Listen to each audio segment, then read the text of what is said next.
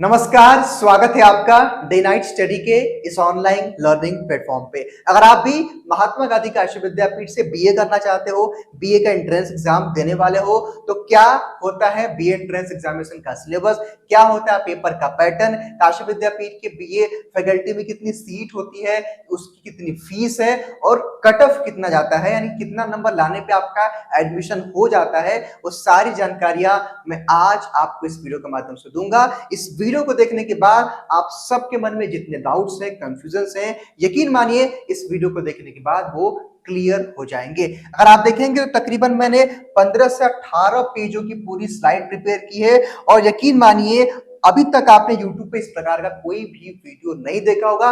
काफी रिसर्च के बाद और डिटेल में इस वीडियो को बनाया गया, क्योंकि पिछले 3 वर्षों से हम काशी विद्यापीठ के एंट्रेंस एग्जाम की तैयारी भी करवा रहे हैं, तो किस तरह से इन्होंने पेपर के पैटर्न में बदलाव किया है उसकी भी चर्चा मैं इस वीडियो में करूंगा। ध्यान से आपको इस पूरे वीडियो को देखना है और इस पूरे वीडियो को देखने के बाद आपको सब कुछ पता चल जाएगा अबाउट एमजीके बीए। ठीक है, तो पूरा देख भी लीजिएगा वीडियो को और अपने दोस्तों के साथ भी शेयर कर दीजिएगा, क्योंकि उनको भी जरूरत पड़ती है, वो भी इधर उधर भटकते हैं। और हाँ, चूंकि अभी फॉर्म आना है, एंट्रेंस एग्जाम होना है, काउंसलिंग होनी है, यानी कि पूरी एडमिशन की प्रक्रिया अभी बाकी है, तो इस पूरी जर्नी में डीएनएस आपकी हेल्प करेगा। तो चैनल को सब्सक्राइब करके बेल आइकन को भी जरूर प्रेस कर लीजिएगा, जिससे आपको समय समय पे नोटिफिकेशन वगैरह भी मिलती रहे। सबसे पहले हम इस वीडियो में चर्चा क्या करने वाले हैं कि भाई क्या आपका बी एंट्रेंस एग्जाम का सिलेबस, पेपर का पैटर्न है, एलिजिबिलिटी क्राइटेरिया, कट ऑफ और फीस और सीट के बारे में, और हाउ टू प्रिपेयर, यानी कि आप इसकी तैयारी किस प्रकार स्टार्ट कर सकते हैं, कुछ स्टेप्स और कुछ स्ट्रेटेजी भी मैं आपके साथ शेयर कर दूंगा। सबसे पहले हम आपकी एलिजिबिलिटी क्राइटेरिया की चर्चा करेंगे, यानी कि भाई आपकी क्या योग्यता होनी चाहिए। यानी कि भाई आप इस वीडियो को देख रहे हो, सपोज करो पता नहीं आप इसके योग्य भी है कि नहीं, यानी कि विद्यापीठ से अगर आपको बीए करना है तो आपकी एलिजिबिलिटी है या नहीं है, उसको जानना जरूरी है। देखिएगा, ध्यान समझिएगा, यहाँ पे लिखा है एलिजिबिलिटी क्राइटेरिया, और यहाँ पे मैं एक चीज और स्पष्ट कर देना चाहता हूँ कि जो ये पूरा हिंदी भाषा में लिखा गया है ना, ये विद्यापीठ के इन्फॉर्मेशन बुलेटिन से हमने कॉपी पेस्ट किया हुआ है, ये हमने नहीं लिखा हुआ है। अगर आप देखेंगे तो पूरा स्लाइड हम लोगों ने इस तरह से बनाया हुआ है, लेकिन ये विद्यापीठ का स्टेटमेंट है जिसको हमने केवल कॉपी पेस्ट किया हुआ है। यहाँ पे क्या लिखा है इसको गौर से समझिएगा, बहुत जरूरी है। वर्ष 2021 के पूर्व इंटरमीडिएट समकक्ष परीक्षार्थी, उत्तीर्ण परीक्षार्थी अभ्यर्थी किसी भी स्नातक कक्षा स्वयं पोषित और व्यावसायिक पाठ्यक्रमों को छोड़कर में सत्र 2023-24 में जो है प्रवेश हेतु पात्र नहीं होंगे। यहाँ पे जो सत्र जो 2023-24 लिखा गया, यानी कि पिछले साल का इंफॉर्मेशन बुलेटिन का है, क्योंकि अभी तो भाई फॉर्म आया ही नहीं है, तो इसका ये मतलब है कि वहां पे कहा गया था वर्ष 2021 के पूर्व, तो भाई यहाँ पे क्या होगा 2024 हो जाएगा और 2025 हो जाएगा।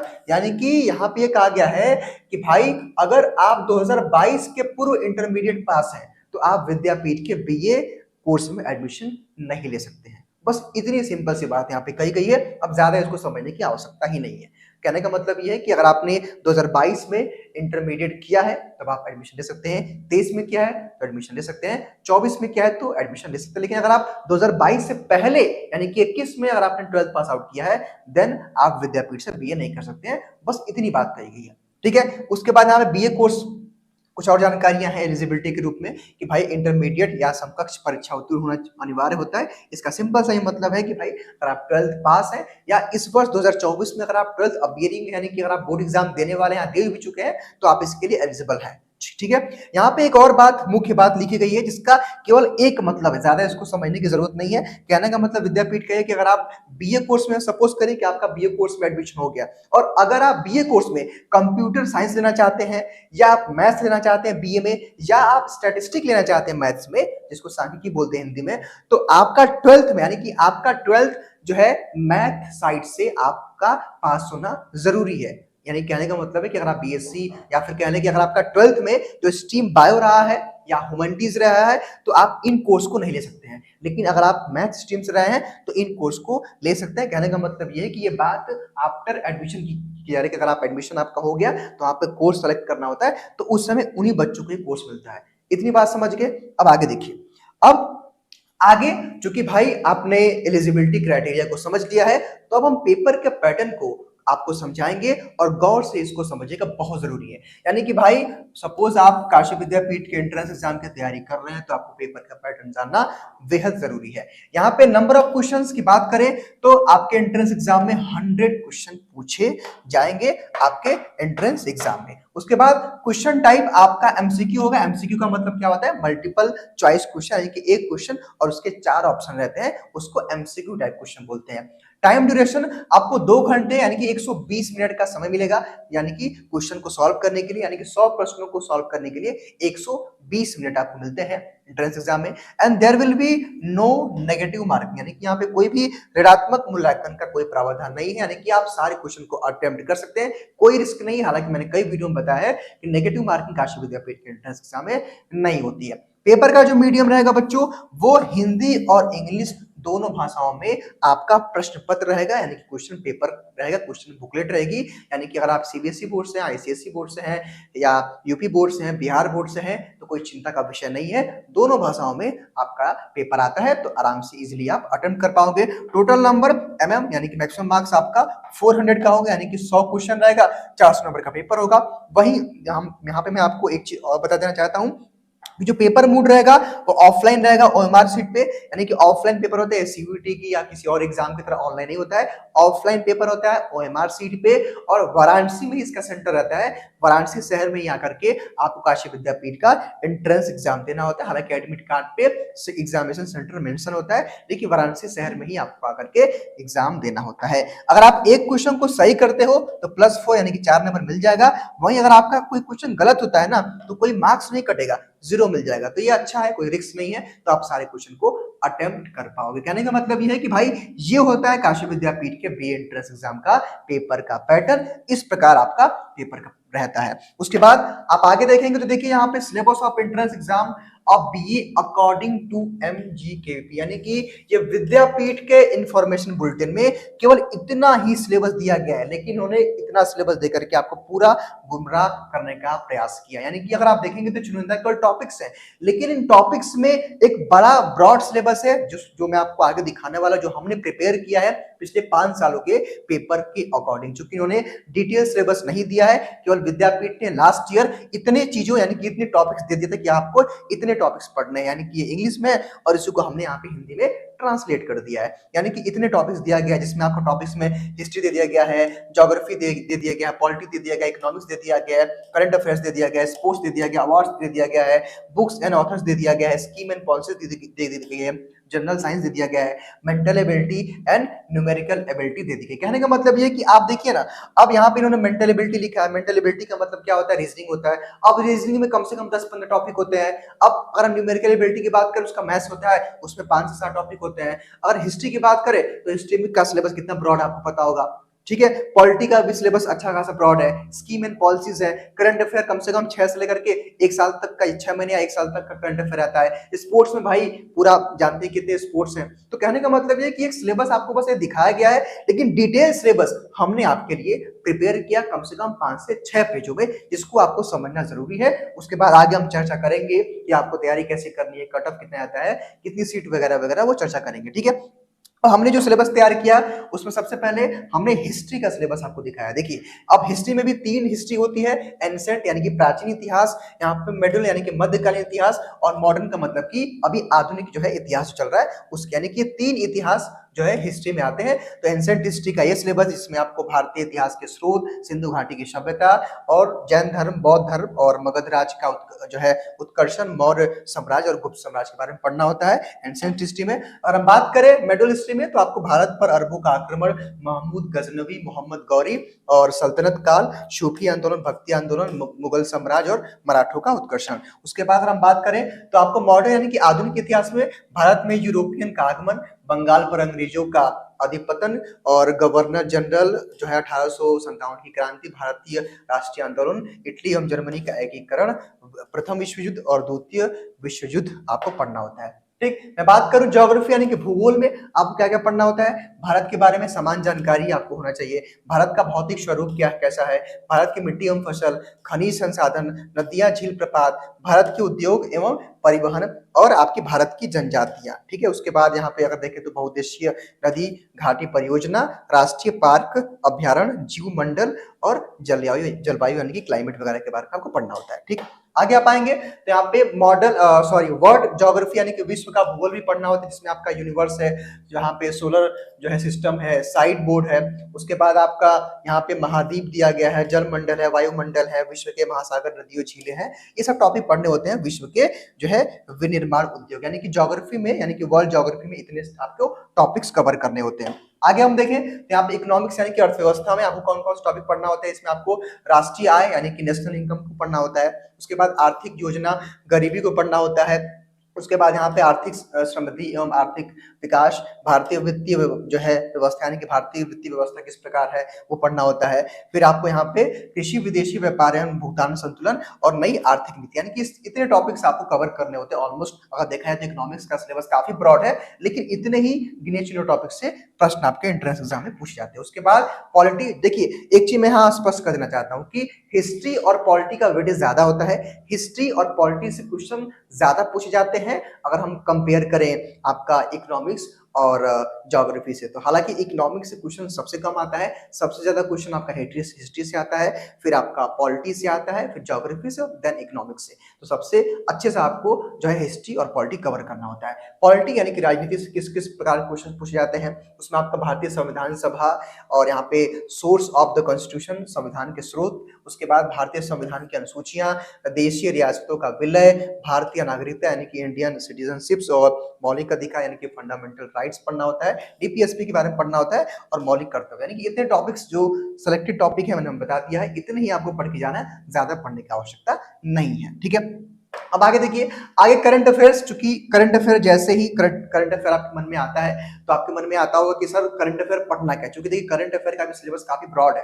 ठीक है, हर दिन कुछ ना कुछ करंट अफेयर चलता रहता है, लेकिन कुछ टॉपिक्स जिनसे क्वेश्चन आपके एग्जाम पूछे जाते हैं वो आपका होता है नेशनल न्यूज होता है, इंटरनेशनल न्यूज होता है, गवर्नमेंट की स्कीम होती है यानी कि सरकार की योजनाएं। सपोज करिए कोई भी योजना अगर गवर्नमेंट की आई है तो करंट अफेयर के अंतर्गत उसको काउंट कर लिया जाता है और उससे क्वेश्चन पूछ लिए जाते हैं। उसके बाद खेल पुरस्कार, यानी कि अब स्पोर्ट्स में जो भी रिसेंटली अभी आपने देखा वर्ल्ड कप वगैरह हुआ था, तो कोई भी अगर इस समय यानी कि वर्तमान में खेल में, किसी भी खेल में कुछ चल रहा है, कोई भी विश्व स्तर पे गेम हो रहा है तो उसके बारे में आपसे पूछ लिया जाता है।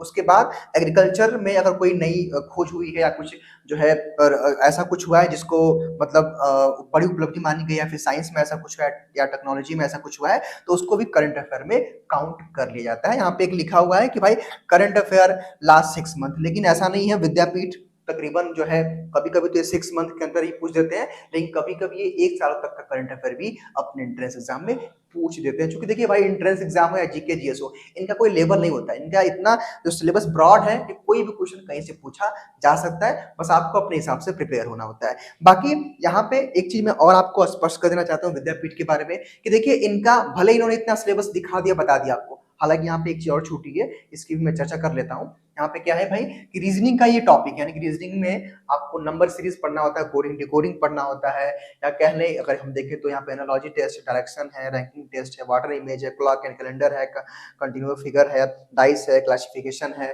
और मैथ्स की बात करें तो यहाँ पे जिसको हम न्यूमेरिकल एबिलिटी भी बोलते हैं, तो प्रॉफिट लॉस है, परसेंटेज है, एलसीएम एचसीएफ है, रेशियो और प्रोपोर्शन है, टाइम एंड वर्क है, simple interest and compound interest, यानी कि इतने टॉपिक्स हैं।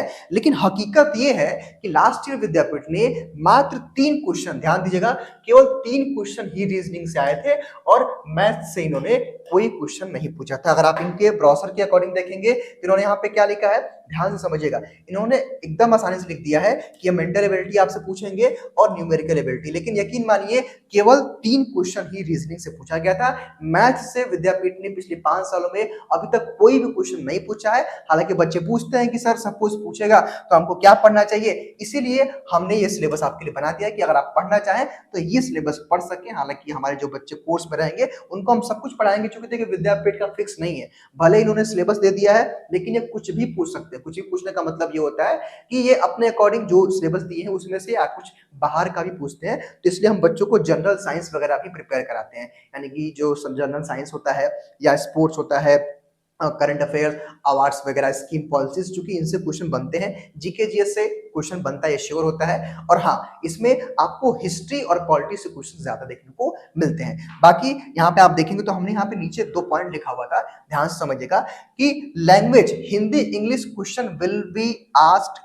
एग्जाम्पल के तौर पे 2018, 19, 21, 22 में विद्यापीठ ने क्या किया था कि हिंदी और इंग्लिश लैंग्वेज से भी 10-10 क्वेश्चन पूछ लिए थे। लेकिन हाँ, वर्ष 2023 में इन्होंने कोई क्वेश्चन हिंदी या इंग्लिश भाषा से नहीं पूछा था, लेकिन इनका कोई भरोसा नहीं है भाई, ये हिंदी और इंग्लिश लैंग्वेज से भी क्वेश्चन पूछ सकते हैं। हाँ, अगर हिंदी और इंग्लिश लैंग्वेज से क्वेश्चन पूछेंगे तो सिंपली जो आपका व्याकरण होता है हिंदी में, और जो फेमस राइटर्स होते हैं उनकी बुक्स होती है वो पूछेगा। और ग्रामर में भी, अगर इंग्लिश में हम आए लैंग्वेज में, तो उसमें भी जो ग्रामर वगैरह होता है, प्रोनाउंसिएशन या फिर प्रोनाउंस कह लें, नाउंस कह लें, या जो भी है use of to, use of the वगैरह, यानी कि ग्रामर ही पूछता है, सिंपल ग्रामर होता है, 10-10 क्वेश्चन का रेशियो रहता है। लेकिन ये फिक्स नहीं है, क्योंकि यहाँ पे मैंने लिखा हुआ है कि क्वेश्चन जो है ratio not fix by section by topic. कहने का मतलब ये है कि भाई हमने इतना आपको सिलेबस बता दिया है, लेकिन अब किस टॉपिक से कितना क्वेश्चन पूछेगा ये फिक्स नहीं है। यानी कि इतना तो मैंने आपको सिलेबस जो बता रहा हूं मैं आपको, चूंकि ये विद्यापीठ ने दे दिया है, लेकिन अब इसमें से, यानी कि हिस्ट्री से जो है किस प्रकार या किस किस टाइप के क्वेश्चन पूछ देंगे, या ज्योग्राफी से कैसे ये लोग पूछ देंगे, या जो आपके पॉलिटी से कैसे क्वेश्चन पूछ देंगे, इसका भरोसा नहीं है। यानी कि ये अपने अकॉर्डिंग क्वेश्चन को पूछते रहते हैं, लेकिन हाँ, आपको अपने अकॉर्डिंग ही अच्छे से प्रिपेयर करना होगा। इतने टॉपिक्स अगर आप कवर कर लेंगे तो मेरे ख्याल से काफी है, क्योंकि देखिए अब इनका पेपर का पैटर्न फिक्स नहीं है, आपसे हिंदी इंग्लिश लैंग्वेज क्वेश्चन पूछ भी सकते हैं, नहीं पूछ सकते हैं। हाँ, रीजनिंग से अगर ये मैक्सिमम पूछेंगे तो 10 क्वेश्चन तक पूछेंगे। और हाँ, रीजनिंग आपको पढ़ना चाहिए, क्योंकि ये रीजनिंग जो है पूछता है। अगर मैं बात करूंगा रीजनिंग को, अगर मैं छोड़ दूं, अगर मैं मैथ्स की बात करूं जो कि यहाँ पे था, तो देखिए मैथ्स में विद्यापीठ में रीजनिंग से ही बीए में आता है। अगर आप एलएलबी या बीएलबी की तैयारी करेंगे तो यहाँ पे मैथ्स से क्वेश्चन आता है। लेकिन हाँ, बीए के लिए रीजनिंग इनफ है, इसको पढ़ने की आवश्यकता नहीं है। लेकिन हाँ, अगर आपके पास समय हो तो पढ़ सकते हैं, लेकिन इससे अभी तक पिछले 5 सालों में कोई भी क्वेश्चन नहीं पूछा गया है, इतना मैं आपको स्पष्ट कर देना चाहता हूँ। बात करें कि भाई सिलेबस की बात हो गई, सर एलिजिबिलिटी क्राइटेरिया की बात हो गई, पेपर पैटर्न की बात हो गई। अब आपके मन में एक सवाल होगा कि सर कितना कट ऑफ जाता है, कितना नंबर हमको लाना होगा एंट्रेंस एग्जाम को क्वालिफाई करने के लिए, सर कितनी फीस लगती है, और कितना सीट काशी विद्यापीठ के बीए कोर्स में है। तो सबसे पहले यहाँ पे मैं अगर कट ऑफ की बात करूं तो देखिए भाई, एक चीज मैं कट ऑफ को लेकर के एक चीज और भी स्पष्ट कर देना चाहता हूं। कट ऑफ मैटर करता है कि नंबर ऑफ एप्लीकेंट कितने थे, ये घटता बढ़ता रहता है। सपोज करिए किसी कोर्स में किसी साल 5,000 बच्चों ने अप्लाई कर दिया, और किसी साल केवल 2,000 लोगों ने अप्लाई कर दिया, तो कंपटीशन का वैसे भी माहौल कम हो गया, यानी कि नंबर ऑफ कैंडिडेट्स कम हो गए, तो वहां पे कट ऑफ कम जाता है। यानी कट ऑफ जो होता है वो हर साल कुछ कुछ नंबरों से वेरी करता है। लेकिन यहाँ पे मैंने एक मिनिमम आपको सेफ स्कोर मैंने बताने का प्रयास किया है, लेकिन फिर से मैं आपको बता देना चाहता हूं कि कट ऑफ निश्चित नहीं होता है। वो जो है मैटर करता है कि भाई क्वेश्चन का लेवल क्या था। सपोज करिए पेपर एकदम टफ आ गया, या फिर कितने कैंडिडेट्स बैठ रहे हैं, तो वो अलग अलग चीजें होती हैं, वो वेरी करता रहता है। लेकिन हाँ, यहाँ पे मैं आपको जो बताने जा रहा हूँ पिछले 5 सालों के अकॉर्डिंग कि भाई क्या एक आपके लिए सेफ स्कोर होना चाहिए। हालांकि यहाँ पे मैंने कैटेगरी वाइज लिखा हुआ है, जो कि मिनिमम में ध्यान दीजिएगा भाई, लाने वाले बच्चे यहाँ पे 356 तक आते हैं, 356 नंबर तक लाते हैं बच्चे 400 में, ठीक है। और पिछले साल कुछ बच्चों ने लाया भी है जो फर्स्ट रैंक रहे हैं। तो कहने का मतलब है कि मिनिमम आपका जो टारगेट होना चाहिए कि आप 200 प्लस लेके आओ। हालांकि आप ये प्रयास करिए कि 250 प्लस लाओ। 250 लाने से क्या होगा ना, कि आप जो जो कोर्स चाहोगे, सपोज आपकी काउंसलिंग की प्रक्रिया चल रही है, तो अगर आपका फर्स्ट राउंड में काउंसलिंग में नाम आता है, तो आप जो जो कोर्स चाहते हो इजिली आप ले सकते हो। जितना आपका नंबर कम होगा, आपको अपने कोर्स से जो है कॉम्प्रोमाइज करना होगा। कहने का मतलब, यहाँ पे समझाने का मतलब ये है कि भाई ऐसा नहीं है कि आपका 200 नंबर तो आपका एडमिशन नहीं होगा, ठीक है, लेकिन आपको मौका बाद मिलेगा। और आपको सोचो कि जब पहले बच्चों को मौका मिल जाएगा, वो अच्छे अच्छे सब्जेक्ट चूज कर लिए, अब आपको अच्छे सब्जेक्ट मिलेंगे नहीं, तो जितना अच्छा नंबर लाओगे, क्योंकि देखिए 2 से 3 राउंड की काउंसलिंग चलती है, ठीक है। पहली जो कट ऑफ होती है फर्स्ट राउंड की काउंसलिंग की काफी हाई जाती है, फिर धीरे धीरे सीट के अनुसार बच्चों को, भाई बच्चों की कितनी वहां प्रेजेंटी है उसके हिसाब से कट ऑफ धीरे धीरे डाउन होता है। लेकिन हाँ, जितना अच्छा नंबर आप लाओगे उतने अच्छे विषय आपको चूज करने को मिल सकता है, अच्छे अच्छे विषय लेकर के आप पढ़ सकते हो। जितना आपका नंबर कम होगा, आपको 1-2 सब्जेक्ट से कॉम्प्रोमाइज करना पड़ेगा, और वहीं कोई विषय लेकर पढ़ना पड़ेगा। तो उससे अच्छा है कि आप अच्छा मार्क्स लाओ। और मेरे ख्याल से अगर आपका 250 प्लस मार्क्स आता है, तो आपको अच्छे अच्छे सब्जेक्ट मिल सकते हैं जो आप चाहते हैं। तो इतना आपको करना है, ठीक है। तो कट ऑफ को लेकर के चूंकि बहुत सारे बच्चे पूछते हैं, तो मैंने यहाँ पे बस एक आइडिया दे दिया, बाकी भाई देखिए वेरी करता रहता है। ठीक है। मैं फीस की बात करूं तो देखिए फीस भी दो टाइप की है और विद्यापीठ में सीट भी दो टाइप की है। यानी कि नंबर ऑफ सीट्स की अगर हम बात करें तो रेगुलर सीट आपकी जो है 825 है और पेड सीट आपकी 275 है। अब आप कहेंगे सर ये रेगुलर सीट और पेड सीट क्या होता है, तो उसके लिए अलग से वीडियो यूट्यूब पे है, यानी कि हमारे प्लेटफॉर्म पे जाकर के देख लेना। यानी कि यूट्यूब पे हमने बहुत पहले भी डाल दिया है, तो आप रेगुलर सीट क्या होता है, पेड सीट क्या होता है, उसकी जानकारी ले लेना आप लोग। बाकी इसका फीस में भी जो है इजाफा देखने को मिलता है। यानी कि अगर आपका रेगुलर सीट पे एडमिशन होता है तो आपको 2060 रुपए या फिर प्लस 1000 रुपए बढ़ जाता है अगर आप कोई एडिशनल कोई कोर्स लेते हो तो। अगर आपका पेड सीट पे एडमिशन होता है तो आपको तकरीबन 7500 रुपए के आसपास फीस देनी होती है पर सेमेस्टर। ध्यान दीजिएगा ये एक सेमेस्टर की फीस है। यहाँ पे एक चीज मैं और स्पष्ट कर देना चाहता हूँ कि रेगुलर सीट और पेड सीट को लेकर के बच्चे काफी कंफ्यूज हो जाते हैं। तो बस इसमें इतना अंतर होता है कि आपको फीस ज्यादा देना होता है, पढ़ाई में कोई अंतर नहीं होता है। बाकी इसके लिए सेपरेटली कई सारा वीडियो यूट्यूब पे है। मैं एक काम करूंगा इस वीडियो के डिस्क्रिप्शन बॉक्स में मैं पेड सीट और रेगुलर सीट के बारे में एक इन्फॉर्मेटिव वीडियो का लिंक पेस्ट कर दूंगा, वहां से आप देख करके इसके बारे में जान लेना। बाकी यहाँ पे नोट करके लिखा हुआ है फॉर पेड सीट जो है 12 से 20 के आसपास मार्क्स कम होता है। कहने का मतलब ये है कि पेड सीट का ये मतलब होता है थोड़ा सा मार्क्स अगर आपका कम है तो आपको पेड सीट पे एडमिशन मिल जाता है, बस इतना ही अंतर होता है। बाकी रेगुलर सीट और पेड सीट में अगर आप एडमिशन मिलता है रेगुलर या पेड सीट में तो पढ़ाई में कोई अंतर नहीं होता है। ठीक है, इतनी सीट है इतना फीस है, ये आप समझ गए। ठीक है, अब बात आती है कि सर आपने सब कुछ बता दिया, अब सर हमें तैयारी किस प्रकार करनी है। तो अगर आप हमारे प्लेटफॉर्म के साथ हमारे साथ जुड़ करके तैयारी करना चाहते हैं, क्योंकि पिछले 3 वर्षों से लगातार हम काशी विद्यापीठ के एंट्रेंस एग्जाम की तैयारी भी करा रहे हैं और हजारों बच्चों का जो सपना था विद्यापीठ में पढ़ने का उसे हमने साकार किया है। तो अगर आप भी जो है उन बच्चों में जो है आना चाहते हैं सिलेक्शन वाले बच्चों में, तो आप हमारे बैचेस के साथ जुड़ सकते हैं। बैचेस की जो प्रक्रिया है वो शुरू हो गई है और इसके लिए आपको सिंपली प्ले स्टोर से डीएनएस एजुकेयर ऐप को डाउनलोड कर लेना है और उसके लिए क्या क्या कोर्सेज में फीचर वगैरह है वो आपको यहाँ बता दिया गया है, इसको देख सकते हैं। इतनी सारी चीजें आपको मिलेंगी हमारे बैचेस में, पेपर वगैरह भी और पूरा प्रॉपर आपको क्लास मिलेगा। कहने का मतलब ये कि एक सिस्टमैटिक मैनर में आपको पूरा कोर्स पढ़ाया जाएगा।